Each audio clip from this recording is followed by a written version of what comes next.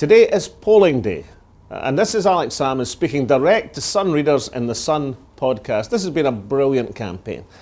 I think, we've more or less settled that the SNP government deserves another kick at the ball in Scotland. We've done some decent things, freezing the council tax. We've done that for the last few years.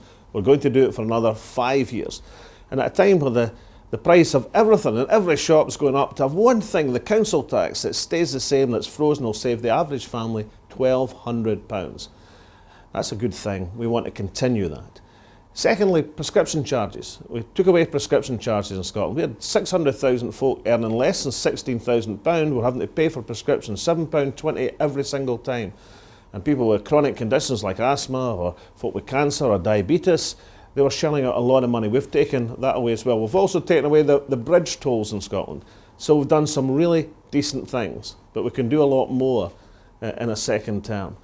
I've enjoyed the campaign because you meet great folk right through Scotland. And this time the SNP has managed to reach out to far, far more people than ever before. We've been greatly helped by the Sun, of course. That's been a great asset in reaching out to people. But we've had support from folk from all walks of life, from Craig Brown, the former Scotland manager, from Tommy Brennan, who led the shop stewards at Ravenscraig these years ago, people in the artistic world like Mark Miller, the sensation of Hollywood at the present moment. Folk who love Scotland from all walks of life have been backing the SNP. And just yesterday, 200 of the great job creators, the entrepreneurs of Scotland, have been backing the SNP campaign. Everybody from Jim McCall, the top businessman in all of Scotland, great guy incidentally, to a guy running a newsagents in Edinburgh. They're all there in that advert backing the Scottish National Party as the party to take Scotland forward.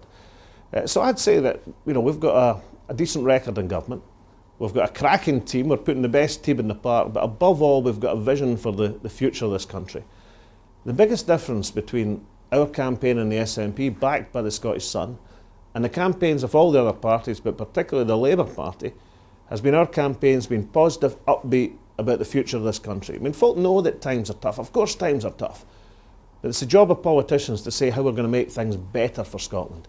The Labour Party, well, they spent the first half of the campaign banging on about London. They've spent the second half of the campaign banging on about Scotland, running this country down.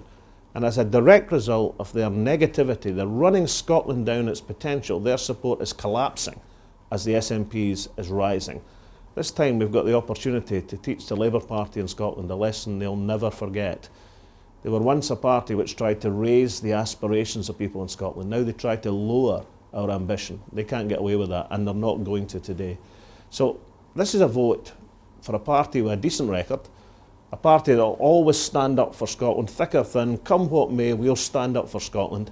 A party that's putting a decent team in the park, but above all, a party like the Scottish Sun, which has got ambition for the future of this country. And we'll always put Scotland first.